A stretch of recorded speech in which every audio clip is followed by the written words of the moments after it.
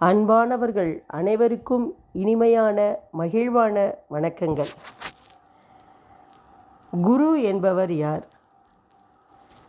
படித்ததில் பிடித்ததை, உணர்ந்ததை உங்களிடம் பகிர்ந்து கொள்வதில் மிகவும் மகிழ்ச்சி அடைகிறேன். குரு என்பவர் தீட்சை கொடுப்பவர் அல்ல, உனக்குள் தீட்சை பெற வைப்பவர்தான் குரு.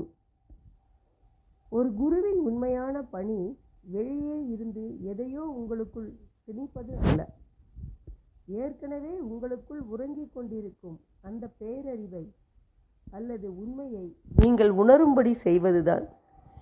இதனை இன்னும் எளிமையாக புரிந்து கொள்வோமா? வாருங்கள். ஒரு குரு என்பவர் ஒரு கண்ணாடி போன்றவர். உங்களின் உண்மையான முகத்தை, ஆன்மாவை நீங்கள் பார்க்க அவர் உதவுகிறார். ஒரு மெழுகுதிரி மற்றொன்றை ஏற்றுவதைப் போல குரு உங்கள் உள்மனதில் இருக்கும் ஒளியை தூண்டி விடுகிறார். நெருப்பு ஏற்கனவே மெழுகுவர்த்தியில் மறைந்து இருக்கிறது, குரு அதனை தொடக்கி வைக்கிறார். தீட்சை என்பது ஏதோ ஒரு புதிய சக்தியை பெறுவது அல்ல, உங்கள் வளர்ச்சிக்கு தடையாக இருக்கும் அறியாமை மற்றும் ஈகோவை அகற்றி உங்களை நீங்களே கண்டுகொள்ளும் சூழலை உருவாக்குவதுதான். வெளியே தேடுபவன் அலைகிறான், தனக்குள் தேடுபவன் அடைகிறான்.